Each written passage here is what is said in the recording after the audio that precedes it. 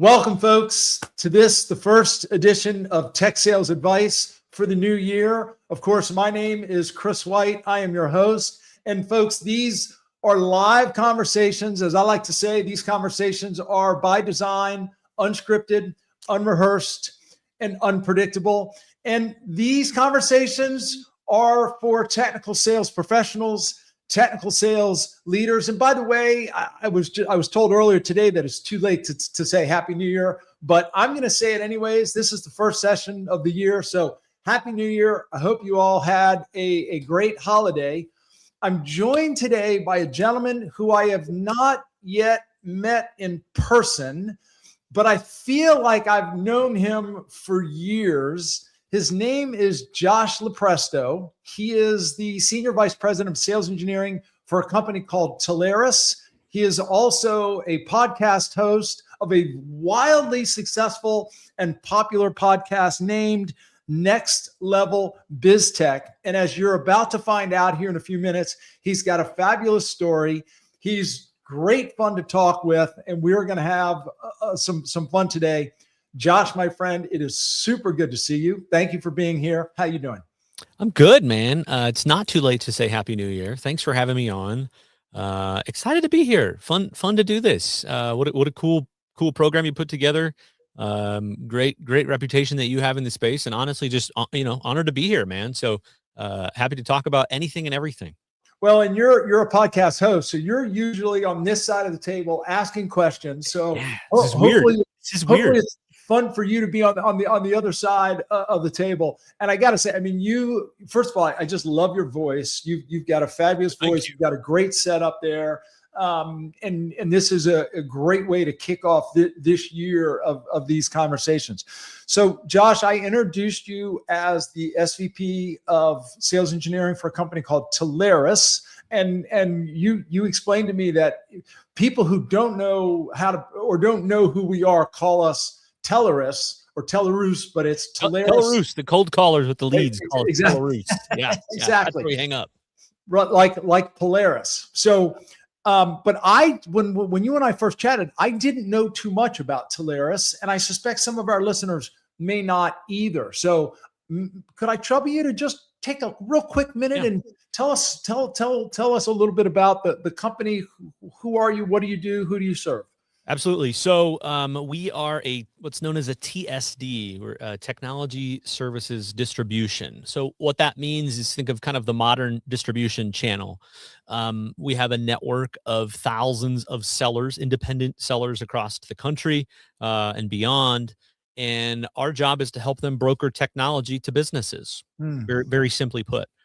So you that may mean it's a one-person shop who used to work at a vendor of sorts and said, I want to go out, start my own business, ramp this up, grow my commission stream, grow my all of those things in perpetuity.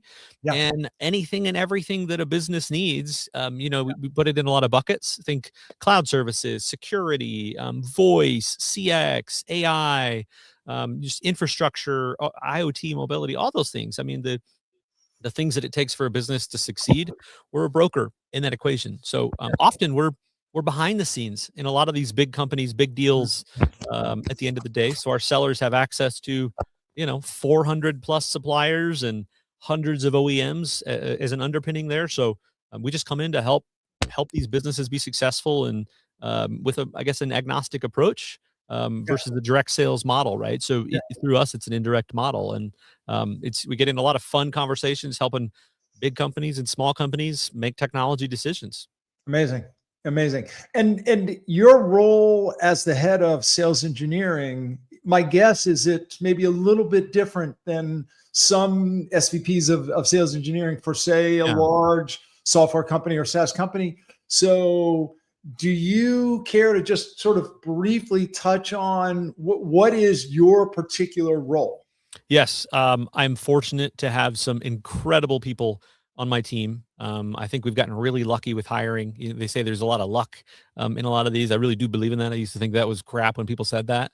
But our role in that is finding great people that can bridge the gap between a technical conversation and a sales conversation, right? A lot of this obviously with your background. And our role is, we've got this network of advisors that has Mm. these relationships with the customers. Our advisors can't be on top of 400 suppliers, 1,000 OEMs, if you kind of add it all up and do all of that. So it's my team's job to be a resource for our advisors when they say, "Hey, I'm going to go talk to ABC customer, a big CIO, a mom and pop shop, whatever. They have a need around MDR. They have a need around an AWS migration. They have a need around whatever it is. Sometimes it's all of those things. And our team is the one that sits here behind the scenes and says, "Hey, we know all of the vendors. We know who's good at what, where, how it fits, what sizes, minimums, all of that stuff." And so we'll get engaged, and sometimes a pre-sales conversation with that advisor just to kind of gear them up for the conversation. Or often where we love to have our moment is on the discovery calls with the end customers, the CIOs, CTOs, directors, whatever it might be, and just listen, learn, and kind of be formulating a plan in the back of our mind. And then, we triangulate with that advisor after the discussion, and then we're able to figure out a plan of who we want to bring in from a vendor perspective and kind of get off to the races with the actual vendors. But it's kind of a unique model that a lot of people don't know exist. It's definitely gained in popularity over the last 5-10 years. We call it the modern distribution channel, but I think it's a great, if you're someone out there who has relationships with big customers and is trying to figure out, how do I monetize that, but how do I also bring them value? There's a lot of ways that people do that, but now you've got resources over here where you can start your business and you're not on your own. You've got Amazing. a pile of people that want to come help you. Yeah. Yeah. And I would imagine, to be a sales engineer in your organization, the breadth of your knowledge and insight and experience is almost hard to put your head around. I mean, I can only imagine how many things that they need to stay current on to be effective in that role. Yeah, we it's fun watching new folks come in here and seeing this look once they realize how many vendors and how many things you really have to learn over here, because it's not like you're working at one carrier and provider and you can just master those technologies. That's hard on its own, right? Kudos to those guys. Those guys rock. But over here, we don't know what we're going to walk into every day. And so watching a new person come on board and this look of just like, oh my gosh, how am I going to learn this? It takes a few months before the deer in the headlight kind of goes away and goes, okay, I'm starting to kind of see this. We've got data, we've got repositories, we've got onboarding that helps speed that up. But yeah, that's the hardest part. This is a very unique role. I don't have we don't have a pool of people we can fish from that have been doing this their whole life. So it's very hard to find people. So when we do, we put them in captivity, we study them, and we just figure out how to find more, man. the unicorns, if you will. That's right.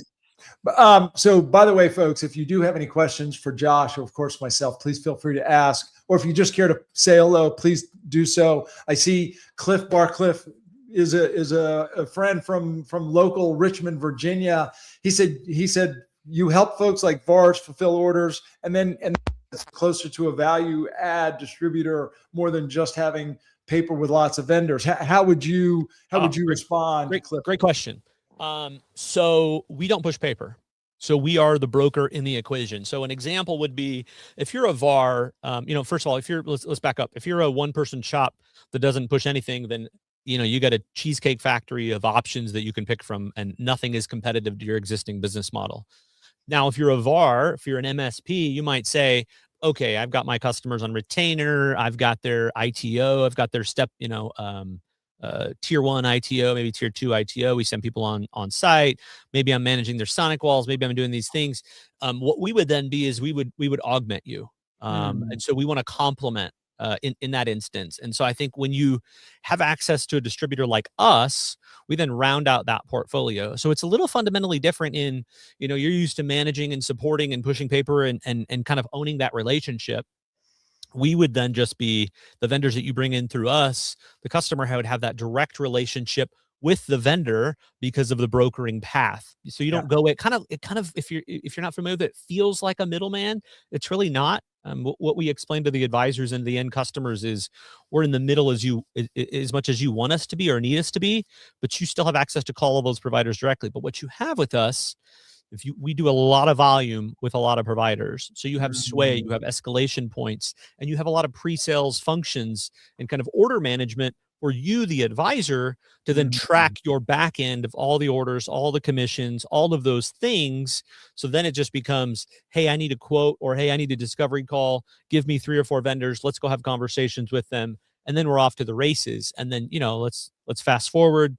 That deal closes, then we are, they're paying us, we are paying you from a commissioning perspective overall. So I just think of us as an augment. We do a lot of this with kind of VARs and MSPs as advisors, and it's just a matter of figuring out, what do you do that you want to stay focused on? What do you not want to focus on, or where are the gaps in your portfolio? And then maybe we only get brought in those equations if it makes more Yeah, sense that way. yeah.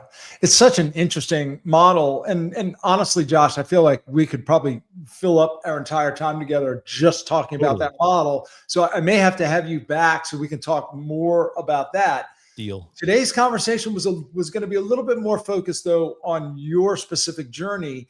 I am frequently asked by people in all walks of life, Chris, I've thought about, I've heard about this sales engineer role. Obviously, you've read a book, or you've written a book. Help me understand, how can I break into sales engineering? And as well as I do, so many of us take interesting paths to get into this profession. One of the first conversations you and I had, you mentioned that you actually started out your career as an auto mechanic and sort of meandered your way through a series of stops and starts and different roles. And here you are now overseeing a large tech sales team. Let's talk a little bit about your journey. Do you mind sort of walking us back early in your career as that auto mechanic, and how did you find yourself here? Yeah, buckle up. It's kind of wild. So grew up, you and I share a like for college football. I grew up in the Midwest. I grew up in South Bend, Indiana. Born and raised, go Irish. Next year's our year, provided the committee is fair to us. But dad worked in a factory, kind of thought that was my destiny. I always loved cars. Started going to school for that when I was out there. And then just kind of on a whim, took a road trip with a buddy of mine out to Utah. He'd grown up out here. And so I was like, yeah, I'll just, we were 20, took a road trip, didn't think anything of it. And, came out and just went, oh my gosh, there's more to the world. There Mm. just felt like there was a lot of possibility. Met some great people when we were out here. My buddy was working at a place that he could job transfer. I was doing this car thing. So I thought, okay, while I'm trying to, figure out what I want to be when I grow up, I can get a car mechanic job anywhere. Easy, that'll pay for the Yeah. apartment. And so then kind of out of the blue, 2 weeks later, we packed up the U-Haul, drove out a couple days, and this took I-80 out and landed out here in the south end of the Salt Lake Valley. And so then for me, I did the car thing. First gig was delivering car parts out of the back of a Ford Escort for Pet Boys, doing commercial auto Wow. delivery, right? It's crazy. Had a hard time envisioning the Lambo at that point, but it was a start. It felt like there was just endless possibilities. Yeah. And so just kind of went through a myriad of odd jobs. Did tech support in a call center, doing dial up for MSN. Got to learn customer service and Windows 95 terminal connections and all of this kind of crazy TCP/IP stuff back in the day. Yeah. And then did that for a little bit. Ran a mechanic shop with a guy while I was kind of going to school, and just tried all kinds of different things. And my buddy convinced me. He said, "Hey, you're like good with people, man. You should get into Mhm. sales." And I was like, "Sales? No way, man.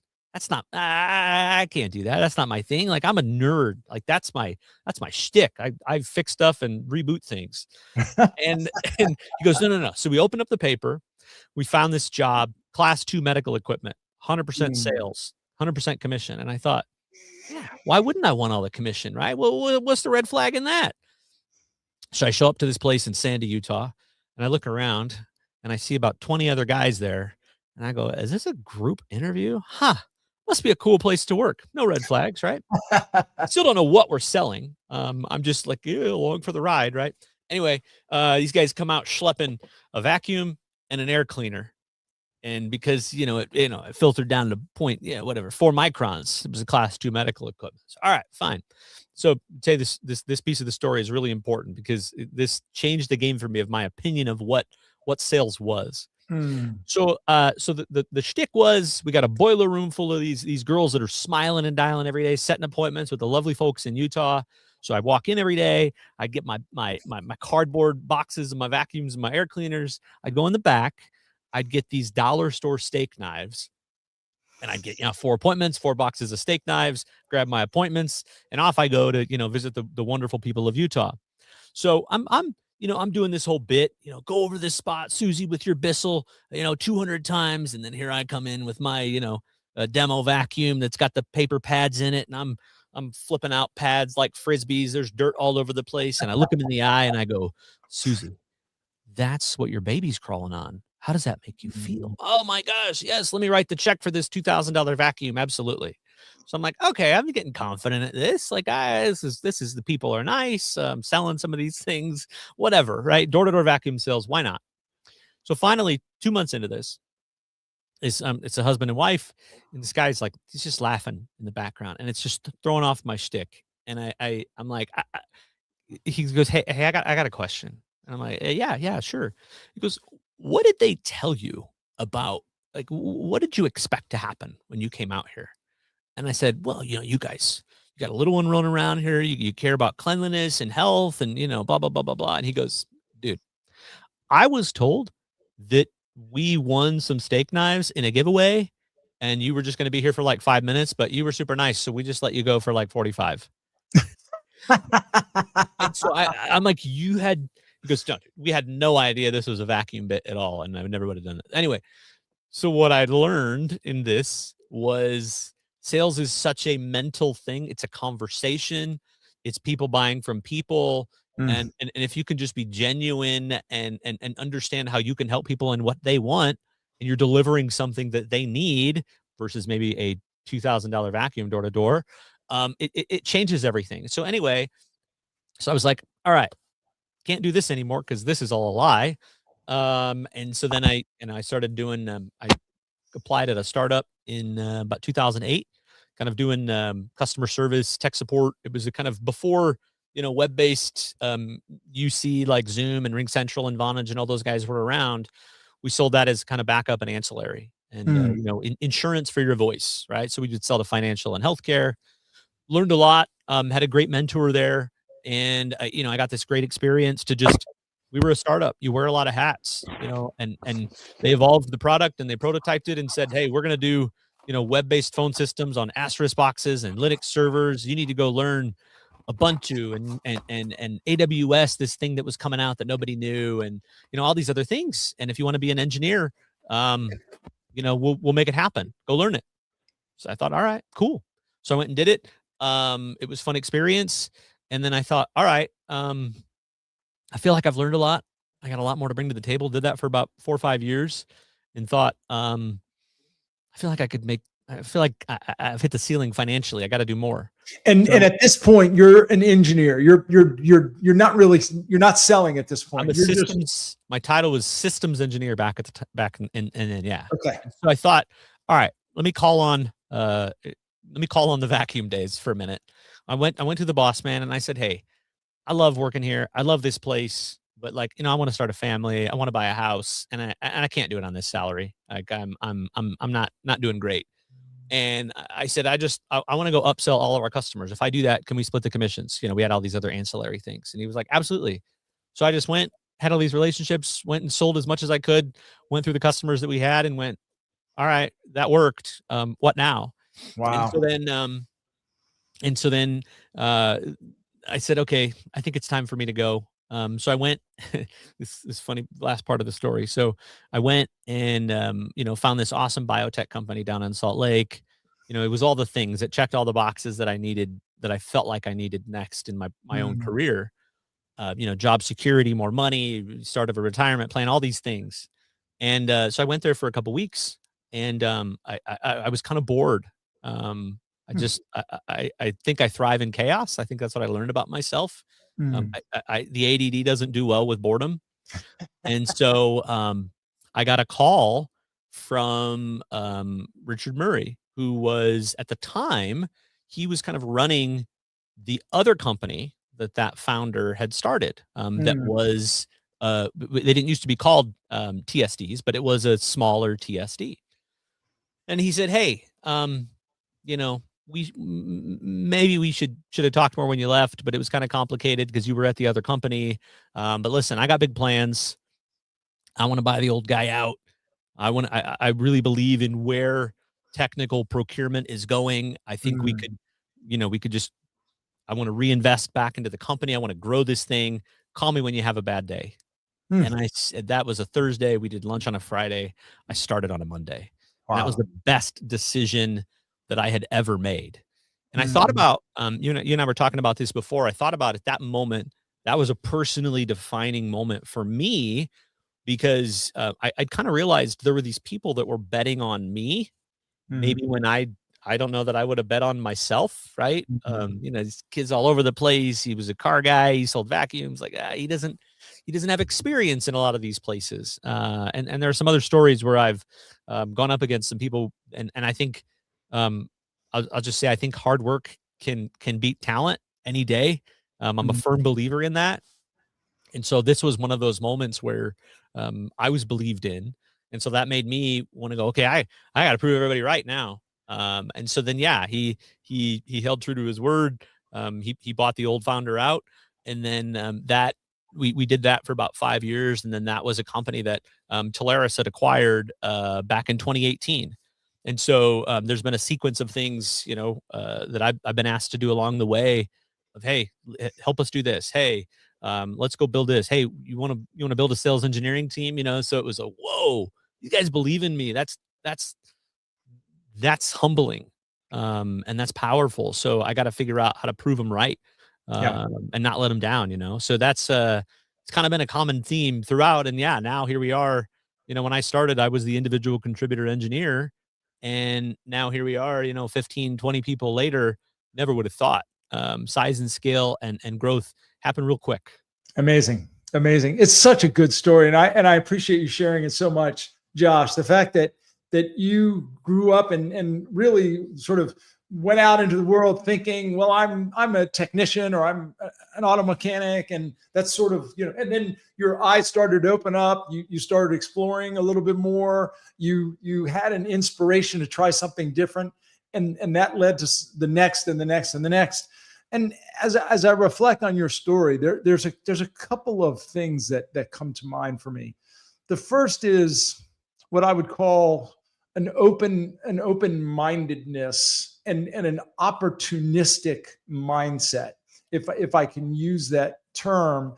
You come across like someone who really didn't have fears, but my suspicion is there probably were some fears or uncertainties, but somehow you dealt with that.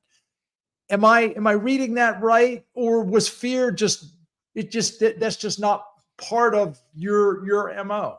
Yeah, I mean, it's a great question. It's kind of a couple things. I mean, there's always fear. I'd be lying if I said there wasn't fear. But I think, when you're growing up and whatever you are, I flash back to this. I talk about this a lot. When I was maybe 12, you have this envisionment of what one day, if I had a cool job and at a big company or was really valuable to somebody, what that would look like. And, and you think, man, there's going to be a lot of people that are going to be doing that. It's going to be really hard, and I'm not saying it's not hard, but I think the reality is a lot of people just aren't that hungry. And so when you can get up there and you can help people and you can do these things that make you uncomfortable, whether that's getting on a stage, whether that's doing a discovery call, whether that's having a difficult conversation, whatever it might be, the reality is you just get better with practice. And Mm, if you put yourself out there and if you keep trying and you keep pushing, to your point, I could have sat down and just, been this whatever in a box and stayed there forever and been completely complacent. But that's just not me. I grew up dirt poor, and I was always kind of afraid that how do we make that not happen again? How do I make sure that, we have security, my family has security? How do we? And so it kind of turned into this, like, the combination of that, but also a little bit of just, oh, you just got to want it more. You hear Mm, all these interviews of other people, and the reality is they just wanted it more.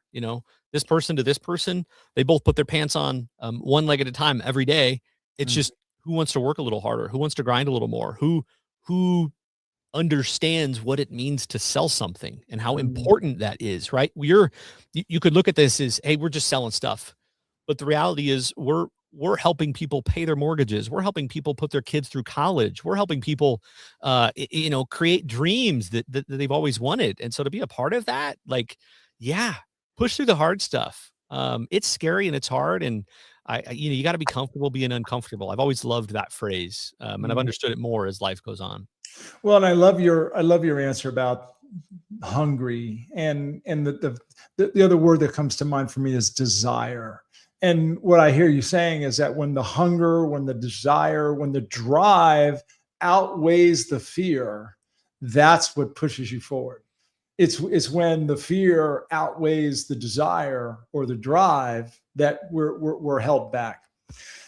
Another thing that comes to mind is you mentioned that when it sounds like your friend recognized that you might be good in sales, that you had a certain way with people, and your first response was sales. I'm not a sales guy. Like, don't put me in that category.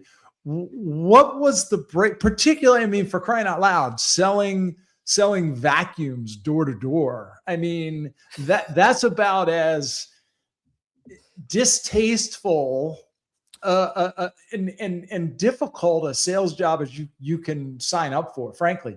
So how did you cross that sort of chasm to go from no way I'm a seller to being literally a door-to-door vacuum salesman? Well, man, I think when you're, for me, I was just kind of oblivious, to some of that, like, to some of that noise. You know how, like, if you see sports people, they talk about, like, oh, you were ripped apart on X, and these guys said this, and these guys said this, and this news feed said this, and they go, just kind of block that noise out. You don't, I don't care. That doesn't really help me. That doesn't change me. If anything, it's going to put me in this, like, weird spiral, right? So they teach a lot of these Mm, guys, just don't pay attention to that. And I think at the time, I just didn't, there wasn't that noise. I didn't really have any of that. And so all I knew was I got bills to pay. And I don't feel like I've done a great job figuring out how those are going to get paid for the foreseeable future. So what thing am I going to do that is going to show me a path to where I can get better at that? I can do more of that. And I can be valuable to somebody. To me, it's always been, how do I get into something that is very valuable, mm, to helping other people, and that, mm, helps other people, and as a career, and is something that I like doing. And so I think, a little bit of, like, just early on, I had the blockers up because I just didn't know otherwise. mm. I didn't know 100% commission sales was a volatile thing. I didn't know a group interview, so it's just, you're like, oh, how did you not know? You think about those things, and I think Yeah, it helped me hone the craft over time. yeah. I think everybody, it's one of the things I love hearing other people's stories when we do the podcast and things like that. Of everybody has such a windy story. Everybody has a path. I mean, there's probably 5 people or less that I've ever talked to that have been like, yes, this has been my linear path. This is what I set out to do. This was my destiny, and kudos to them. I'm a 9 years of college to get a 4-year degree kind of guy. Just because I didn't know what I wanted to be, man. Like, and I think that's the thing that, I'm trying to tell the kids too. We're trying to tell our kids of just, dude, you don't. There's enough pressure on you. You don't have to figure it out. Just Yep. see what makes you happy. See what's going to make you money, and figure out how those things come together. And you don't have to have all the answers right now. I sure didn't. I can't expect them to do it. Like, the world is crazy and it changes. Yeah. Yeah. I mean, there's so many lessons to be learned there. I mean, first is, I have 5 kids, so I'm frequently having this discussion. the first is go as far as you can see, because once you get there, you're going to have a totally new perspective, and you'll see new things, right? And you mentioned sort of the zigzag path. Lord knows I had a career full of stops and starts and left turns and right turns and U-turns but at the moment, each one of those stops and some of those challenges didn't feel like they were moving in a progressive direction, if I can use that term. Yeah. But in hindsight, every one of those stops and every one of those turns was an important step along the journey. And in hindsight, I wouldn't change any of it. Right. Yeah. So I'll give you to that point, two really good pieces of advice that I would love to share with anybody that it took me 15 plus to learn. One, when you're going through all those starts and stops, you don't really realize, we're all geniuses in hindsight, but you don't really realize how valuable those learnings are in the moment. That year of this sales job, or that year of this technical experience, grinding, pulling cable in the rafters, or figuring out why this punch down doesn't work and toning these cables, whatever it might be. We've all done kind of all of those things. One, like have a rough idea or a range of what you want to be. Just get out there and get the experience. It's just like a good product, right? You got to get an MVP out there. You got to build something, and you got to get feedback on it. This build feedback loop, I think you can apply it to life as well. The lean startup guy talks about that. I think there's a lot of great examples about that. That's thing one. Thing two, like, we just got to put a big giant underscore on wanting it more. And I'll tell you something that if we got time, I'll tell you another story and why this is so important to me. I love a thank you letter. Thank you letters mean the world to me. And let me explain why. So that job that I told you about, 2008. So I applied for this. It's, I found it on the Utah Jobs website, customer service, tech startup, 5 people. So here I am, fresh out of the, I think it was either call center or auto mechanic shop, one of those, right? So I'm coming out of that. I have zero experience in this space, absolutely zero, which is where we all kind of start. And so I applied at this place. Felt like I interviewed really well. But I didn't have the experience. I didn't have the certs. And so I get this call from the CEO, and he calls me up, and he's like, "Hey, man, he's kind of down to you and this one other guy. But he's got a lot of experience. He kind of comes from the space. He understands telco and all those things. And so we think we're going to have you come back in for a second interview." So I thought, all right, cool. He said, pick something that you're passionate about. This is kind of like a training and teaching job, training our customers how to use the software, teaching them, how to set up their backup comms and all of this stuff. And so I said, well, he's like, whatever you want. And so I went to the, my toolbox, pulled out an old automotive computer. I don't know why I had a spare automotive computer as an extra part. A lot of parts left over in the car days, but I had a spare computer, right? And so I brought this into the boardroom, and I said, I'm going to teach you guys how to diagnose the 5 steps to a no start condition on your car. And, I'm asking questions. I'm getting interactions. I got people smiling. I'm like, oh my gosh, I just felt like I was crushing it. Right. And so anyway, I get this call. This guy calls me again, and he's like, hey, the other guy, we found out he's got a little more certs in telco. He's got some Avaya. He's got some experience, blah, blah, blah, blah, blah. We're going to think about it. Right. So anyway, I get this thought. I come home, and I'm like, honey, I finally feel like this is a step towards a career. I don't know everything about this company. I don't know everything about this industry, but I feel like this is finally the first chance at a career. So how do I set myself apart from this guy? Awesome guy. He's a stud. I still know him. And he had more experience than me, right? And I think this is akin to what people are going through right now, applying to thousands of people, maybe for the same role in some instances. And so my wife, without batting an eye, said, I don't know, write a thank you letter. And I thought, oh my gosh, it's brilliant. Why didn't I think of that? So I had zero grammatical skills. Had a great English teacher in 6th grade, but I had zero grammatical skills. So I went to Google, and I printed out this thank you letter. Literally the first one I found. I don't even know that I read it. Printed out this thank you letter, found this thank you letter, and signed my name to it, hand delivered it to the guy, to the secretary.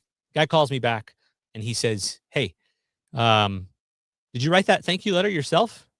And I said, "No, man, I just Googled it." And he goes, "Well, we just want to make sure you were going to tell the truth. Congratulations, you got the job." So, thank you letters mean a lot to me. And I would encourage anybody that when you're out there and you're applying and you're trying to differentiate, people don't know you. You're amazing. The people around you know you're amazing, but this new company doesn't know you. So if you can differentiate yourself by one, being persistent and following up, but write a thank you letter, hand deliver it, print it out, send it in certified mail, whatever. I promise you, nobody does that. Like hardly anybody does that. So yeah, I just wanted to share that pro tip that will differentiate you. Great story. And particularly nowadays, a handwritten thank you letter is literally mailed or hand delivered, if you can do that. Unbelievably powerful. And that's not just interviewing for a job. I mean, that's even with customers. In fact, true story.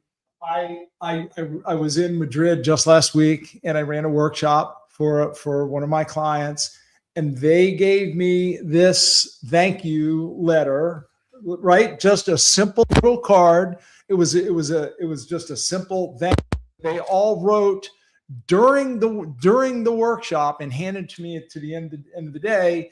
And the smallest little thing this will stick with me for as long as I'm running this business. That's the first time I've ever had a client do that for me.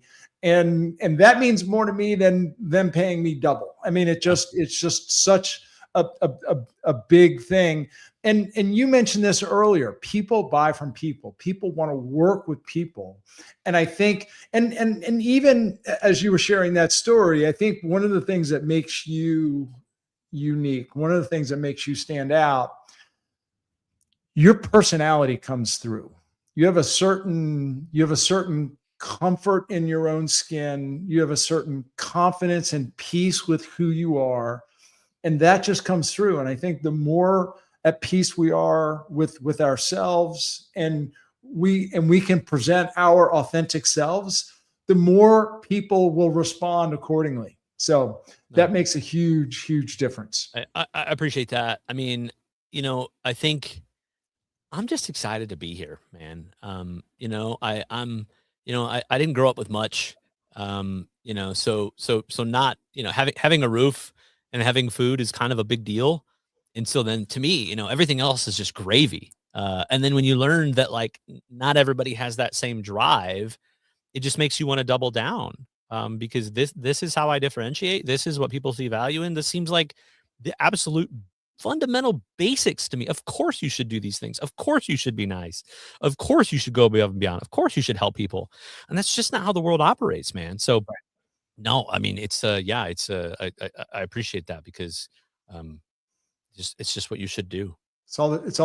And just to, by the way, I do want to just pause for a moment, folks. I'm speaking to Josh Lupresto. He's the SVP of Sales Engineering for a company called Telarus.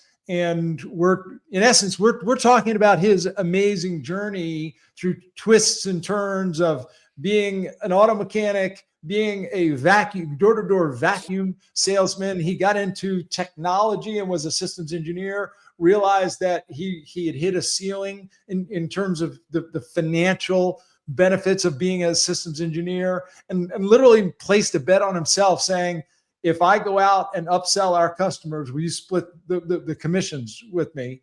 And here he is now running a technical sales team. Clifford has made a few more comments. I always try to show that I can solve the problem without the manager having to micromanage. Well said. If anybody else out there has any other questions for Josh or myself, please feel free to ask. I think the other point, like Cliff brings up a good point of, I think this is in Bezos's, 10 rules, 12 rules. I don't know how many rules it is now. And if you're at a company that, has opportunity for growth, I think that this idea of, it's not promotions and growth is not a binary thing. you have to be willing to show the business that you will commit to do other things. And so it's hard for people to envision you in that role if you don't start doing some of those responsibilities. Now, I'm not saying like take on a 100-hour work week, but I'm saying, Cliff brings up a great point of go do the things that are hard and prove that you can do those things. Prove that you're Absolutely. willing to go above and beyond, because that's just not a trait that exists in a lot of places. And so when you do those things, you're naturally going to be in consideration. Hey, you know what? Cliff's doing those things. We just created this role, or we're going to build a team, or we got this investment thesis, or whatever it might be. What if Cliff could do that? Like maybe Cliff's our guy. Yeah. And so just this idea of, going above and beyond and solving a problem, and and sometimes it's as simple as, just because you weren't addressed on the email doesn't mean you shouldn't jump in and do something about it. Don't sit there and wait for people to tell you to do stuff. Just take the lead and go, hey, I got an idea. You need my help on this? Or, what do you want to do? Yeah. When jobs quite a few times early in my career, my first 10 or 15 years, I bounced around quite a bit. And whenever I took a new job, I had one single mantra. I want to tackle the biggest problems and the biggest challenges, particularly the ones that nobody else wants to deal with. I wanted to run into the burning fires, the burning houses. And that just became my reputation. And what I discovered was that in doing so, my value always increased, almost instantly. And I demonstrated that I wasn't afraid to take on the big, I wanted to go where nobody else wanted to go. And that's what differentiated me. And, there's another tangential thought related to that. In fact, actually, before I get there, I do want to just say hello to Asif. He loves the thank you card.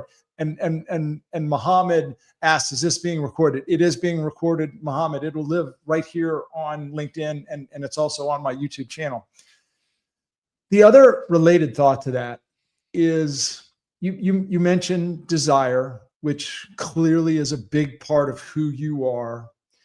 You also mentioned the fact that you didn't grow up with much financially, and that you've made it very clear that you were financially motivated and driven, which we all are. And I love it when people say, well, I'm not all that, financially motivated. And my response is, oh, really? So are you a volunteer employee with your company? Because if you're not a volunteer employee, then yes, you are motivated. You're financially motivated in some way. We all are. But I believe there's a bigger motivation. And I've heard you say this a couple times. And that motivation is to serve and to feel like we're making a contribution. I believe that we are all most fulfilled when serving other people. And to me, that's something that I feel underpins much of what you've been talking about, which is a desire to make a contribution. Is that an accurate representation of what I'm hearing, Josh? 100%. I maybe not would have said that early on in life. And when other people used to say that, I'm not to say that I didn't believe it, but it just didn't really resonate with me because I hadn't found what that was for me yet. I mean, look, don't get me wrong. When I was doing oil changes and people were happy that their cars would live on, okay, maybe it was a reach. But still, fix the broken thing, fix the tire, fix the whatever, get it back on the road. Okay. But I wasn't thinking like that back then. Where this really started to resonate for me personally would be just demystifying technology for people. So if I flash back to when I was an individual contributor for a long time before we had the team, just being able to talk to we talk to all different types and titles of people at big and small organizations, but being able to talk to a customer and knowing and understanding what they're going through, and then being able to relate it to these, menu of items that we know we have will solve their problem. And reading a few books along the way that changed my life. There's a great book out there, Power Questions by Andrew Sobel. Very, very easy read, very great read. Teaches you the value of asking questions versus just going in and doing a shtick and, throwing up on people. It's those moments when you just feel like, okay, one, you're going to make a sale here. This customer's life is going to be changed. And for us, like when we step back at it, you'd think, okay, this guy's an IT director, he's a CIO, he's a C whatever. Of course he knows how to do these things. But really, that may be the first time that that person is making that technology decision in their career. We've had the luxury of helping 100 people right before them, probably with that same decision. So we do come at it with this inherent confidence because we saw how this story ends for the last 99 people. And we just know if we help this one person, if we can get them to kind of, move this piece or do this pro serve or do this migration to step towards this thing, their lives are going to be so much easier. And they're not going to be staying up all night, managing this AS400 or worrying about this piece of technology to not turn back on. And those were kind of some of the aha moments for me where you see enough, and obviously you've got a great batch of expertise in this, but you see a lot of those engineering folks that come in and make you feel dumb for not knowing or not understanding this thing or that thing.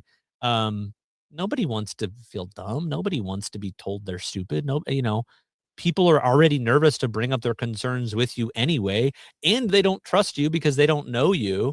So if you can get through these two hurdles, have a little bit of expertise that helps them through what might be one of the career defining moments for them, you've made them the hero. And you talk about this, to come full circle, like if you can focus on making the other people the hero, things will work for you. Exactly. And I think that's just the truth.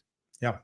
Well, and I may or may not have shared this on when Josh was nice enough to invite me on his podcast. And I may have mentioned that the way we think about it is self-centered objectives versus other-centered objectives. And the other-centered objectives obviously being everyone else, and in particular, the individuals that I'm working with, that I'm selling to, et cetera. We know what's in it for us. We know what our self-centered objectives are, right? We want to close deals and earn the commission, right? And drive growth for the company. The question is what's in it for them, and where is our priority? Is our priority focused on us just getting the commission, or is our priority on our first objective is to help you achieve what you're trying to achieve? That's really where our priority is. Now, as a result, do we get something out of the transaction? Of course we do. Or the relationship or the agreement or what have you? Of course we do. That's where it becomes win-win. But what do we prioritize? And how does that person feel? Do they actually believe that we care about them? That we care about them achieving what they're trying? And do we communicate in such a way? And do we really believe it? Like, you can't fake this stuff. No. Right? No. Motive is transparent. Either I really want to help you achieve what you're trying to achieve, and I think I have a solution that'll help you get there. If that's really my mindset, people will feel that. And this comes back to the authenticity we were talking about. Yeah. People feel that. They won't feel like they're being sold to, and they're far more likely to want to engage. And this, it's interesting to me. This seems like something that just comes naturally to you. And I don't know if you agree with it, something that just comes naturally to you, or if there's maybe some sort of conscious decision that you go through, or conscious decision-making process that you go through to help make that a reality. I guess I kind of believe that everybody can be great. And I had a great mentor. I've had a lot of great mentors. But one of them said, "Hey, it's your job to help get the best out of people. And it's your job to put them in the right seat. Sometimes they haven't been believed in, sometimes they haven't been invested in, sometimes they haven't been, maybe they came across wrong or they were a little whatever. So, I mean, I feel like the secret sauce here is always believe in people, always assume, and I mean this depending on, like, this could be people at your own company, this could be customers and prospects, people that you think, this person's wasting my time. They're not. They're just, I mean, some of them could be. I suppose that's realistic, but I think you can sniff that out. I think the reality is you got to believe and assume positive intent that everybody can be great. And it's your job, no matter what your role is, to figure out how to help them do that. And sometimes I'll never forget one time I was working with somebody that was on the team in years past, and what I noticed, I was like, man, this guy is electric in an audience, and he'd been doing this a while, but I kept noticing that he would say a and I mean, there was more filler words than there was words, and I was like, ah, he's been doing this a while. I don't know how he's going to take this feedback, but I got to talk to him about it. And I said, hey, can we talk about something? I'm I'm excited about this presentation that you got coming up. I'm really, I think you're going to do great. But I want to call something out. Did you know that, you're saying, you're doing all these things? And he goes, oh my gosh, nobody's ever told me that. Huh. Mm. I had absolutely no idea. And the dude fixed it overnight. It was so cool to see. And so I think, there's also there's no preconceived notions of, oh, this person's been doing it a long time. Like, therefore they have to be X or therefore they should be this. You just don't know. I think finding great people is hard. And you've got to invest in everybody, and everybody, if you have the right process to get the right people, you've got to invest in those people. You owe it. It is your, I'm not gonna say it's your fiduciary duty, but kind of, it's this parallel. It is your duty to get the best out of people and give them all the opportunity possible to be successful. And so I just think if you carry that in your DNA, that's my belief. I show me something bad that's going to happen from that. Mm. So well said, and it's a great way to wrap things up. By the way, Cliff mentioned empathy. Empathy is a big part of what we're talking about today. Agree. Josh, I can't believe it. We are almost 60 minutes into this conversation. The time always flies by. I love your energy. I love your vibe. I so enjoy chatting with you. Any closing thoughts as we wrap things up and as you reflect on your journey? Any one thing in particular you would leave the listeners with? Yeah, I got one or two. I got to do another shameless plug for the podcast. Go to Spotify, go to Apple Music, go look up Next Level Biz Tech. I think it's great for advisors or people that want to be advisors that don't understand this space. We look at things through many different lenses, and that's a lens of somebody here. That's a lens of a supplier, and that's a lens of an advisor. So you can just see how this technology is talked about, procured, and supported, and kind of break it down. I would go like and subscribe, all that good stuff.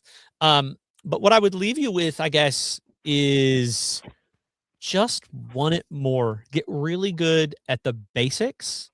Repeat those, do those, put yourself on video, record yourself, see how, see how this thing that you think is coming across, see how it really comes across. And I think it will be eye-opening. And assume positive intent and just want it more than the next guy or gal. And to me, that's what sets you apart. That's it. And do it with an intent. You help somebody, and that will turn around and it will help you. Powerful words, Sam. I love this notion of assume positive intent and the desire. It's interesting. I probably had a burning desire. Not probably. I had a burning desire in my belly for almost a decade to do what I finally started doing and did business.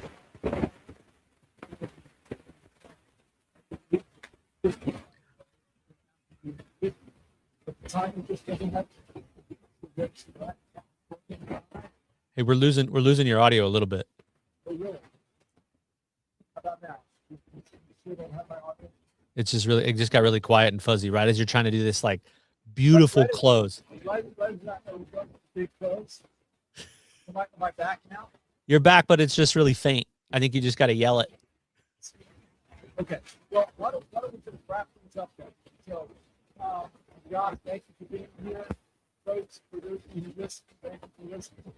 Follow Josh on LinkedIn. Go listen to his podcast. And I will be back to complete the next tech sales advice. Hey, Josh, hang around back. Okay, we'll do. Thanks, everybody. Thanks for having me, man.